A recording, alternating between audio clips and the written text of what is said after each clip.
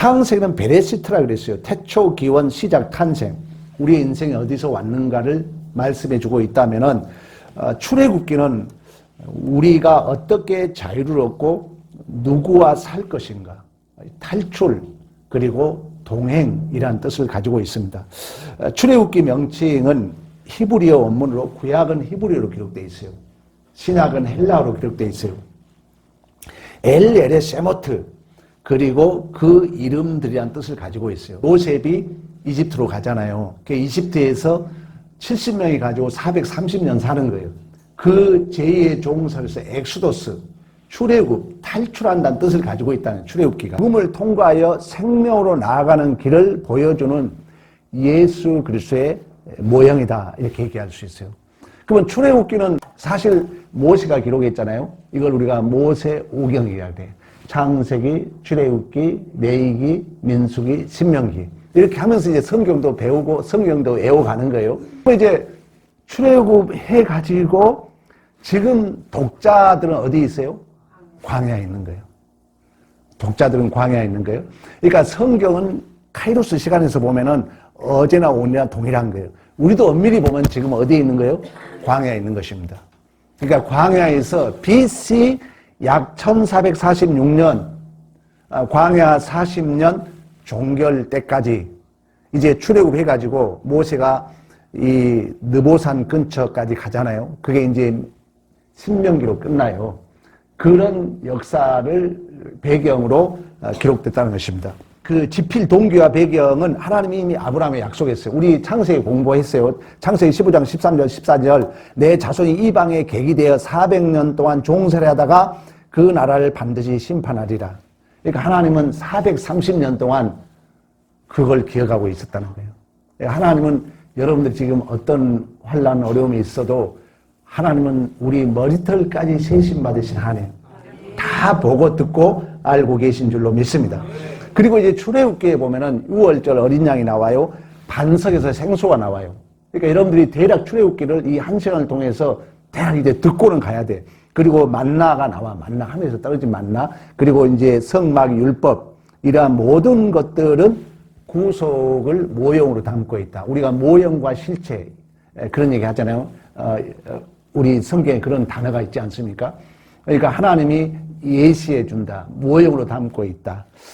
그걸 보여줌으로 예수 그리스도를 통하여 우리가 구원받을 구속의 원형을 보여주고 있어요. 그러니까 모든 성경은 그러한 뜻을 담고 있다는 것입니다. 그러면 출애굽기에 나타난 예수 그리스도를 예시하는 모형들이 뭐냐?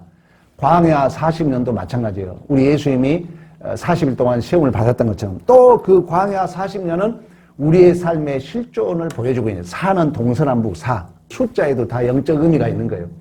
3은 성부, 성자, 성령 하나님 3. 그래서 3, 4 합치면 7이잖아요. 완전수야.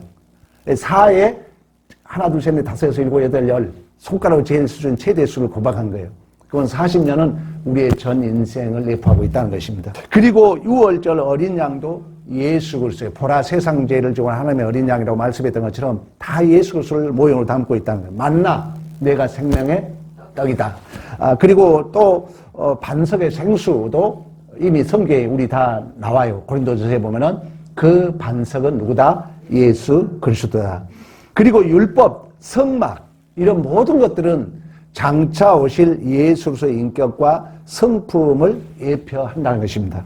그리고 이제 출애굽기 내용은, 내용 분해는 우리가 전체 할 수 없지만 세 분으로 나누면은 1장부터 우리가 12장까지 모세의 출생과 훈련 소명, 모세가 이제 출생해가지고 애굽의 왕궁에서 40년, 그리고 살인사건으로 도망가서 40년, 이제 80년 후에 하나님의 부름을 받습니다. 그런 내용이 출애굽기에 다 기록되어 있어요. 근데 40장은 전부 얘기할 수 없으니까 내가 대략 얘기해 주는 것입니다. 그리고 이제 기생 라합이 정탐꾼을 숨겨주는 내용이 나오고, 또 바로 앞에 서서 모세가 10가지 재앙 나오잖아요. 그리고 그 10가지 재앙 중에 마지막 재앙이 장자를 죽이는데 그때 유월절이 제정되는 거예요. 유월절. 두 번째는 광야에서 방황하는 이스라엘 백성이에요. 12장부터 18장까지. 그래서 이제 그들이 시내산까지 약 240km를 걸어갑니다. 그리고 홍해 사건 기억나죠? 출애굽기 있는 거예요. 그리고 마라의 사건, 쓴물이 나뭇가지를 던졌더니 이것도 마찬가지야. 나뭇가지 마라, 고통. 누가 그 얘기를 하죠? 훗날에 나오미가 그 쓰잖아. 날 말하라 하지 말으라. 근데 이제 가지까지 던졌더니 단물로 변해. 그러면 우리의 인생이 고난에서 십자가에 맞대. 이건 다 십자가를 얘기하고 있어요. 십자가를 통해서 우리의 인생이 변할 것을 다 예시해주고 있다는 거예요. 그러니까 성경을 여러분들이 보면 너무 신비하고 또 재밌기도 하고 대단한 내용들이 기록되어 있습니다.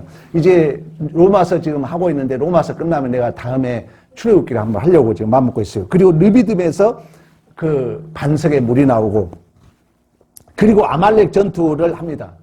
그리고 이제 세 번째는 19장에서 40장까지 이스라엘이 출애굽한 지 3개월 만에 시내산에 도착해가지고 시내산에서 이제 십계명을 받은 거 여러분 기억나잖아요. 그리고 출애굽기가 마지막이 뭘 만들면서 끝나겠어요?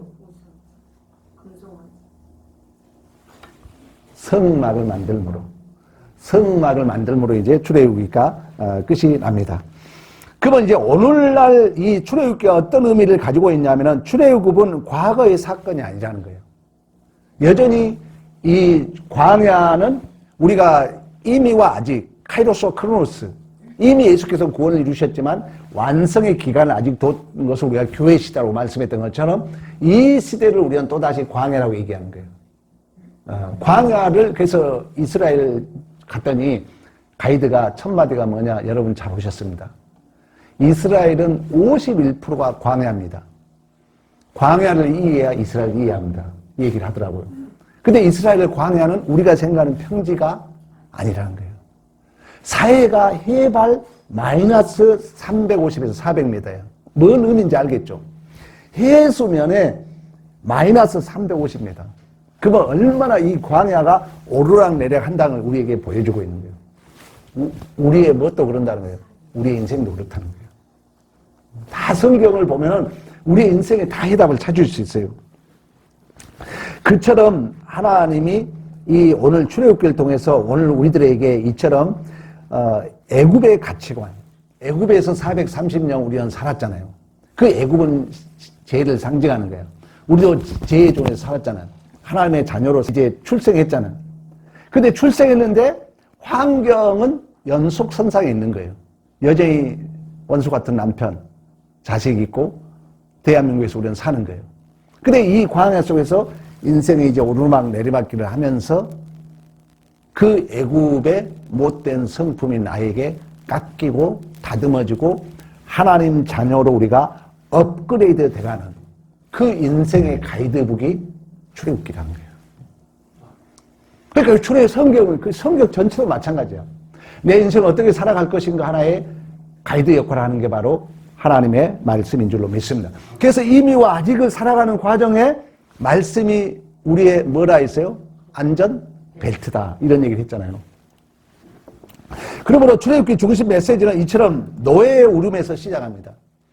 여러분의 한숨 눈물 안다니까요. 한 주간 살아오면서 남편 때문에 속상하고 자식 때문에 속상하고 돈 때문에 속상하고 다 알아요. 그런 이제 눈물로 시작하는 거예요. 그게 모세의 울음이야. 그렇게 시작해가지고 하나님이 이제 언약을 기억해요. 그들의 눈물을 보시고.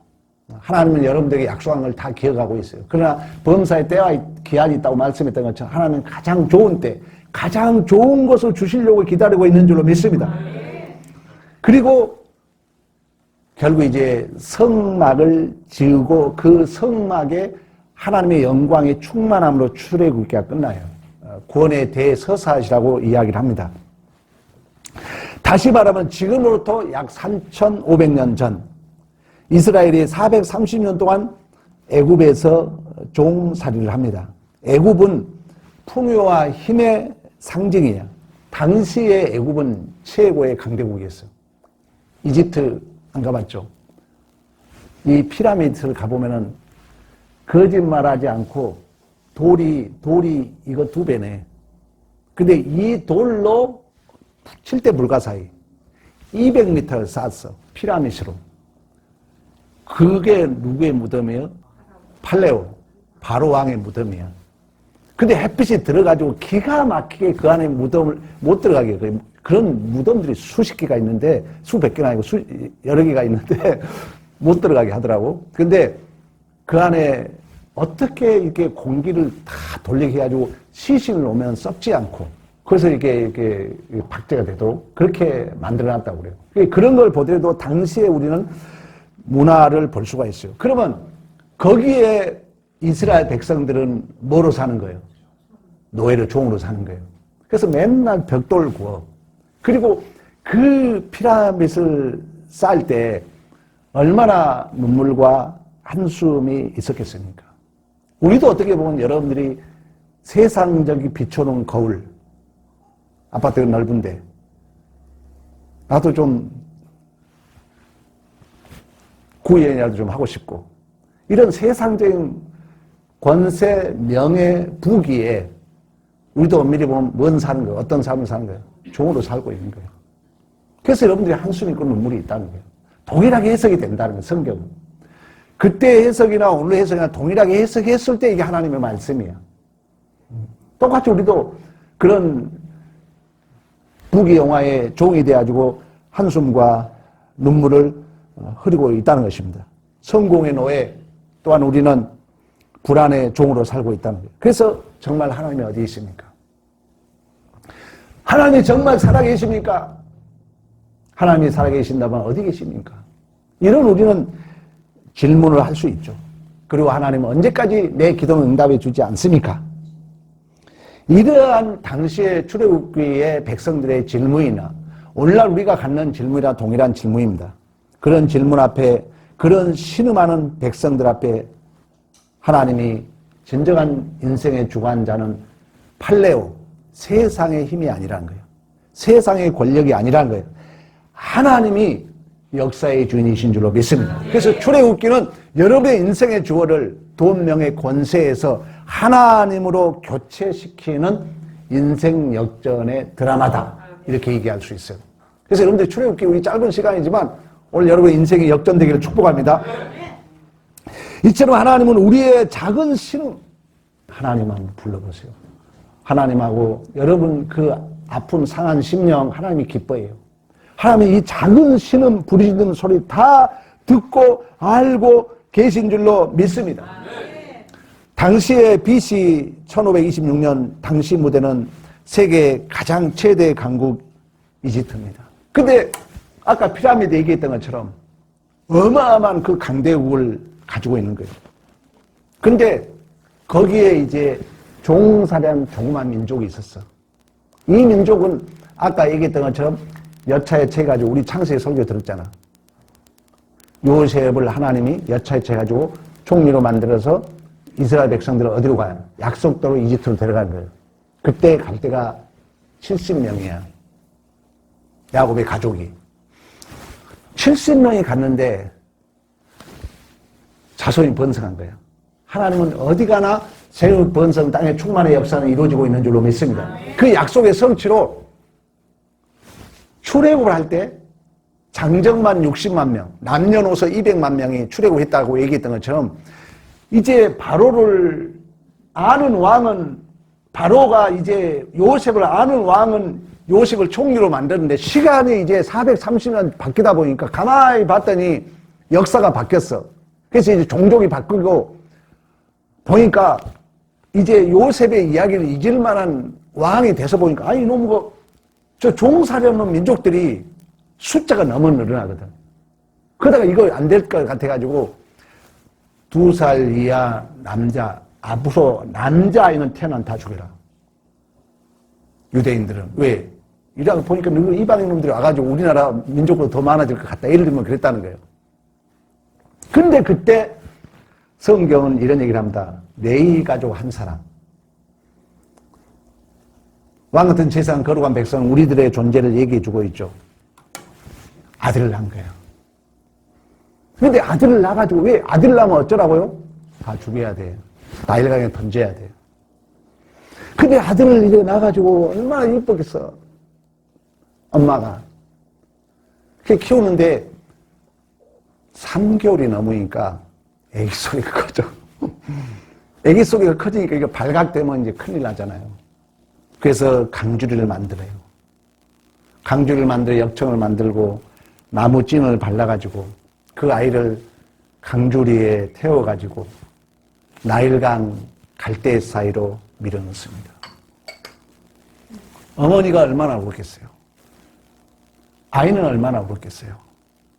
근데 하나님은 그 울음소리를 듣고 계셨다는 거예요. 그래서 이 강조리는 테바라고 그래, 테바. 너도 없고 닷도 없고 원동력도 없어. 하나님은 그 눈물을 들었기 때문에. 여러분의 인생도 마찬가지야. 지금 하나님이 모르는 것 같지만 다 알고 있어요. 문제는 뭐냐? 여러분 마음이 정말 하나님하게 하고 있는 얘기예요. 딱 그거 하나 보거든요, 하나님. 그래서 하나님이 이 눈물을 봤기 때문에 하나님이 둥둥 떠가는 이 애가 태워있는 광주리를 바로 시간차 바로 왕궁의 딸이 마치 강가에 산책하러 왔는데 딱 그 강주리가 떠오는 거예요, 그 앞으로. 얼마나 신비하겠어요. 그래서 이 딸이 이 아이를 보고 기뻐합니다. 그래서 이제 처녀니까 젖이 없잖아요. 그래서 그 종들이 야, 젖먹일산 데려와라. 시간차 하나님이 모세 어머니를 예비한 줄로 믿습니다. 그래가지고 그 어머니와 모세가 바로의 왕궁에 들어가서 40년 동안 왜 앞으로 왕 같은 제사장 백성 그 백성들을 출애굽시켜야 되니까 왕도를 배우는 거예요. 왕도를 하나님이 배웁니다. 이처럼 하나님은 나를 외면한 것 같고 하나님이 어디 있습니까? 하나님이 없는 것 같지만 하나님 지금도 우리의 머리털까지 세심받으시며 우리의 작은 시름도 응답하고 계신 줄로 믿습니다.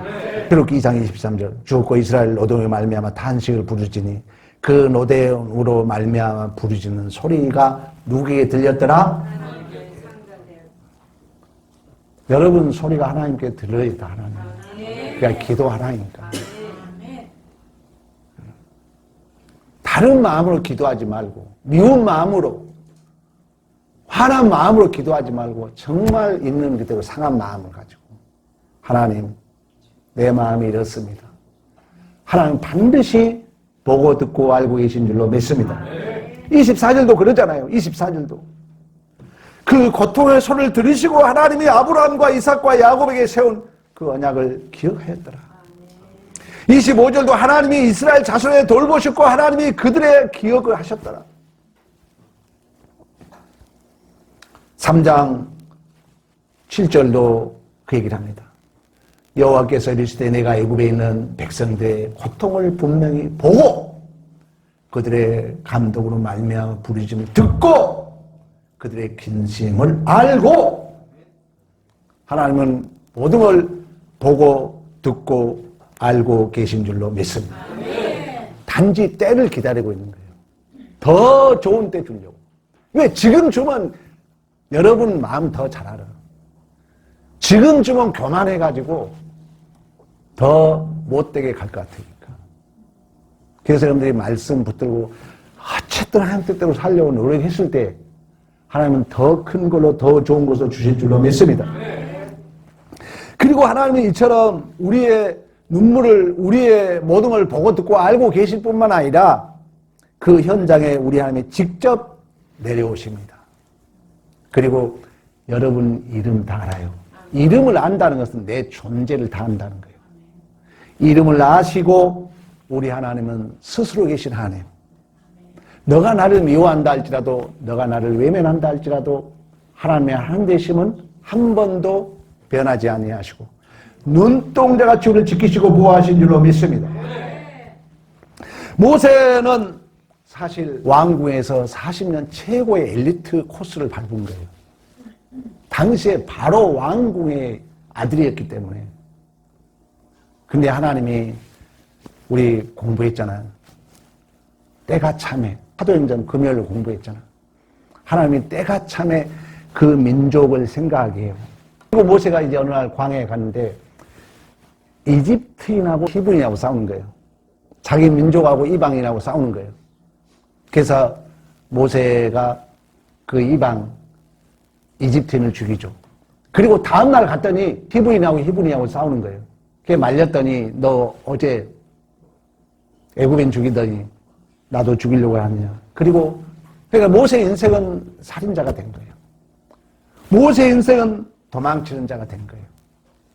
그리고 광야에 가서 할 일 없으니까 장인 이드로의 양이나 치는 실패의 인생인 거예요. 여러분은 지금 인생이 어떻게 보면 누가 아무도 인정 안 해주는 것 같고 나만 홀로 덩그리 버려진 것 같지만 하나님이 그때 모세를 부르신 줄로 믿습니다. 그때 하나님이 모세야 모세야. 성경에 이름을 2번 부르고 있다는 것은 엄청난 중요한 사건이에요. 하나님이 아브라함아 아브라함아 부르셨던 것처럼 하나님이 사무엘아 사무엘아 불렀던 것처럼 하나님이 사울아 사울아 불렀던 것처럼 이 하나님은 그 도망자 실패자 어떻게 보면 살인자 같은 그 모세를 하나님은 처음부터 끝까지 다 보고 듣고 알고 계시고 그 이름을 부르신 줄로 믿습니다. 그러면서 하나님이 모세에게 주신 말씀이 뭐냐? 나는 스스로 있는 자다. 에흐해 아세르 에흐해 히브리어야. 히브리어로 읽으면 그래요. 에흐해 아세르 에흐해. 이 말은 뭐냐면 나는 너가 필요한 하나님이다. 너 뭘 필요하느냐? 나는 너가 필요할 때 나는 스스로 있는 자로서 너희가 눈물을 흘릴 때 눈물을 닦아주고 너가 구원이 필요할 때 구원을 해주고 너가 돈이 필요할 때 돈을 주고 너가 건강이 필요할 때 건강을 주신 하나님이다. 그 얘기를 하는 것입니다. 그리고 이제 그런 이제 얘기를 하면서 역사는 흘러요. 그리고 이제 이스라엘 백성들 출애굽을 해야 되는데 바로 왕이 말을 듣지 않아요. 그래서 이제 10가지 재앙을 내리죠. 나일강에 피가 되고 개구리가 온 땅에 덮고 이가 들끓고 파리떼가 몰려오고 가축이 죽고 독종이 생기고 우박이 생기고 메뚜기가 휩쓸고 흑암이 덮고 마지막에 장자를 죽이는 거예요. 장자는 대표성 원리야. 여러분의 11조도 대표성 원리야. 이 모든 것이 하나님의 것입니다. 이 고백이야. 그 장자를 이제 죽이는데 구분을 해야 될 거 아니에요. 누가 이스라엘 백성이고 누가 이집트인을 구분해야 될 거 아니에요.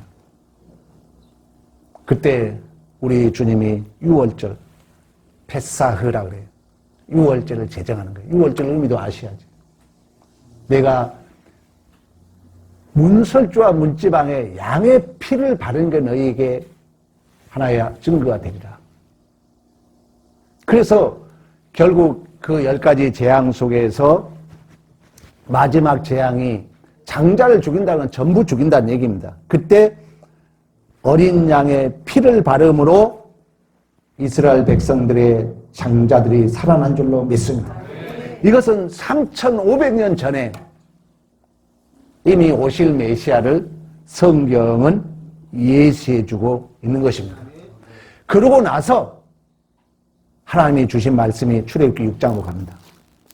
6절 7절 그러므로 이스라엘 자손에게 말하기를 나는 여호와라 내가 애굽 사람의 무거운 짐 말에서 너희를 빼내며 그들의 노예에게서 너희를 건져내며 파편발과 여러 심판을 너희 속량하여 너희를 내 백성으로 삼고 나는 너희 하나님이 되리니 나는 애굽 사람의 무서운 짐 밭에서 너희를 빼낸 너희 하나님 여호와인 줄 너희가 알리라. 아멘. 여호와가 너를 속량물로 너를 속량하여 내 백성을 삼으리라. 이 약속이 이제 3,500년 후에 우리로 말하면 2,000년 전에 예수님께서 십자가에서 우리의 속량물이 되신 줄로 믿습니다. 그리고 내가 너의 하나님이 됨이라고 말씀했던 것처럼 나는 너의 필요한 하나님이 되리라고 스스로 계신 하나님이라고 말씀했던 것. 에의의 아세르 에의의 말씀했던 것처럼 이제 그 하나님이 지금 어디 안에 있는 거예요? 파라클레토스, 돕는 자, 상담자, 위로자로. 여러분들의 욕심을 부리니까 하나님이 안 도와줄 뿐이지. 하나님, 내가 이 길을 하나님의 영광에 살겠습니다. 최소한 그런 모습을 보여야죠. 예배 여러분이 참사하고 말씀을 읽으면서 내 의도와 내 지향성이 조금이라도 하나님을 향한다면 내 곁에 계신 하나님은 반드시 생각나고 기억나고 가르쳐 주시고 상담자, 위로자, 애제를 돕는 자로서 우리를 복되게 인도해 가실 줄로 믿습니다. 이러한 모든 내용들이 출애굽기에 기록되어 있다는 거예요. 그리고 이제 마지막에 하나님은 성막을 광야에서 성막을 지어서 우리의 일상의 자리에 입주, 성령이 우리 안에 입주해 와 있잖아요. 이제 집을 지어서 내가 하나님의 집이야. 근데 누가 내 집에 입주했다고요? 하나님이. 우리의 존재가 그렇다는 거예요. 그래서 이제 출애굽기 28장으로 가봅니다. 25장으로 가봅니다. 25장부터 이제 40장까지가 성막을 지은 거예요. 성막. 25장 8절 9절 내가 그들 중에 거할 성소를 그들이 나를 위하여 짓되 물은 내가 내게 보이는 모양대로 장막을 짓고 그들도 그 모양을 따라 지을지니라. 아멘. 그들 중에 거할 성소 외삭한 뒤 베톡함이라 그래요. 내가 거할 성소, 내가 거한다는 얘기는 사실 장소를 얘기하지 않아요. 원어적 성경을 보면은 천막을 치고 내 곁에 같이 살겠다는 거예요. 거한다는 얘기는. 하나님 우리와 같이 살겠다는 거예요. 그리고 그들 중에란 베톡함도 마찬가지예요. 그들 중에 내가 같이 산다. 그들 중에란 얘기는 뭐냐면은 우리의 삶의 심장부에 뚫고 들어오신 줄로 믿습니다. 이 말이 요한복음 1장 14절에 가면 말씀이 육신이 되어 우리 가운데 거하심에. 그러니까 그 약속이 이제 실질적으로 예수님께서 우리의 성막이 되신 거죠. 예수님께서 자기의 모든 높고 높은 보좌를 버리시고 누구의 몸을 가졌어요? 사람의 몸. 뭐 하려고? 우리와 같이 살려고. 우리 삶 속에 그 하나님이 뚫고 들어와서 지금도 동행하신 줄로 믿습니다. 그리고 성막의 특징은 뭐냐면은 건물은 고정되어 있지만 성막은 뭐예요? 움직이는 거예요. 그 말은 뭐냐면 하나님이 우리에게 성막이 되셔서 가만히 앉아서 이리 와라 저리 와라가 아니라 그 성막이 움직인 것처럼 우리 안에 같이 살면서 동고동락하며 여러분이 오르막길을 올라갈 때 같이 올라가고 내리막길을 내려갈 때 같이 내려가는 그러한 하나님이신 줄로 믿습니다. 그리고 이제 성막이 완성되고 40장으로 가봅니다. 33절부터 35절까지 그는 또 성막과 제단 주위 뜰에 포장을 치고 문 위에 다리를 놔 모세가 이같이 역사를 마치니 구름이 해막 위에 덮고 여호와의 영광이 성막에 충만하고 모세가 해막에 들어갈 수 없으므로 그 구름 해막 위에 덮고 여호와의 영광이 성막에 충만하더라.